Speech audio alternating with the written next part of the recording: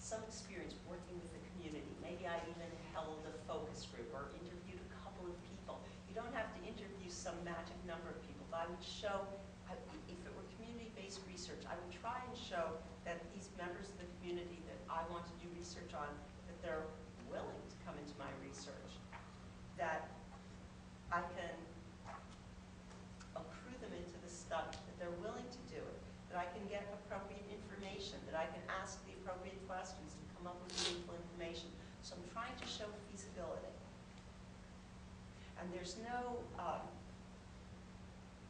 sort of no magic mark in terms of showing feasibility, but I think showing that the community trusts you. Again, I'm not, it's certainly not my area, but I would think that I would want to show my reviewers that I have access to the community, and again, with community-based research, there can be many reasons why people don't want to participate. Again, I know that for me, back home is Baltimore, and after some fiascos in the Baltimore community, it can be really hard to get people who want to participate in research for a variety of reasons, some of which are certainly very valid. So would people be willing to take part in the research? So I think anything you can do to show the feasibility. And if you can show some of the questions you'll be asking, like if you, let's say you're going to use a questionnaire, just because that's an easy example. If you've already developed the questionnaire and maybe piloted it, or if you've had a focus group, something like that, anything that can show, again, feasibility is what I would aim for. And I would protect myself in the research design method. This is a community-based participatory research project rationale. We decided on this approach for the following reason. Again, think defensively. And I know that sounds sort of paranoid, which is not a bad thing to be actually when you're writing a grant. Always try and think, what are the, you will always know what the weaknesses are of your research. You will always know what you're likely to be criticized on. So think about it and try and head it off. I use the word rationale in my research design methods quite liberally and try and head anything off. Other questions? I was actually wondering, you mentioned that you're supposed to evaluate what percentage of your time you're going to spend on a grant. Yes. For the grant that's a small grant, it's 30 per person. It's probably based on the amount of hours per week that you're going to invest in it. What if you're applying for R1 where you actually include other people? Do you divide it as a amount of people in your lab is going to be working on it? Check their time, your time?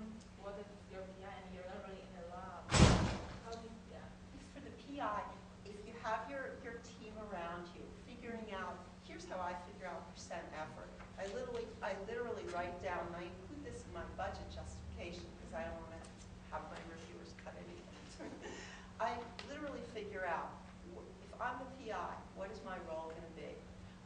Do I call the group together on a once-a-week basis? Am I seeing patients? What is it that I'm doing? Am I in charge of the directly management preparation, whatever it may be? And I literally would identify the tasks that I'm responsible for and how much time each of them takes. Does it require me, 10 hours a week? Okay, 10 hours a week, what percent effort? And there's no magic number that the NIH considers in terms of how many hours a week. It's a rough ballpark of how much percent of your time that you'll spend. For your other investigators, let's say you have a biostatistician on board. Biostatistician tends to be very helpful for many reasons. In general, biostatistician, depending on how much data you're looking at, let's say you have, your participatory research, let's say it's very large, so you have 100 people taking part. It's sounding like a lot of data. Biostatistician might want 5% effort, 10% effort.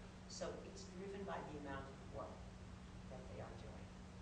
But however much effort they're putting in is going to cost you money. So if you have a ton of people, sometimes people think, well,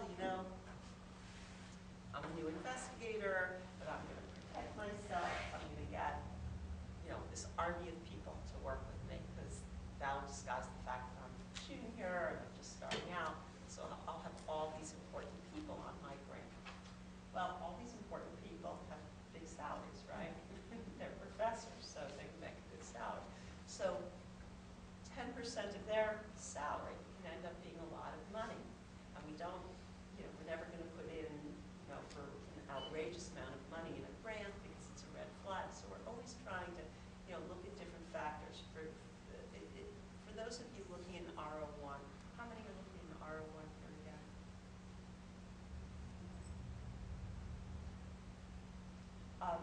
In general, we're going to keep our costs reasonable because everyone on the team knows what it costs. Everyone of our reviewers knows what it costs to carry out research. What's reasonable? I would never go beyond the maximum would be $250,000 a year in direct costs for a full-fledged R01. An R03, it's prescribed. You have $50,000 a year.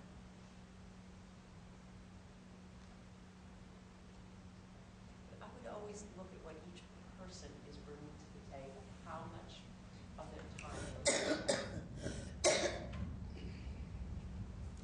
Does that answer it?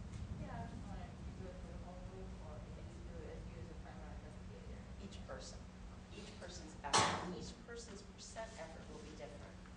Yours might be 20%, another person might be 10, another person 5, driven by their contribution. That's a good question. Other questions? So how many of you have drafted out a specific aims already? You have worked on an aims page? For the one that we proposed. No, just for any grant. Have you worked on an aims for any grant? And when you wrote your aims, did you use a similar format or,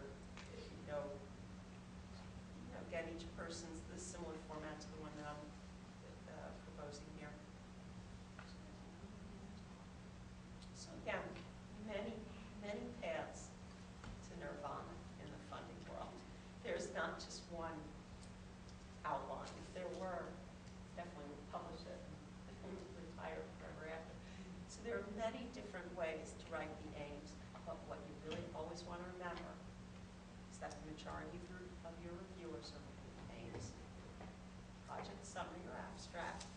And I'm going to argue that when we look tomorrow at background significance, that if you incorporate as one discrete subhead significance of the proposed research, guess what? Your reviewers going to look at that too.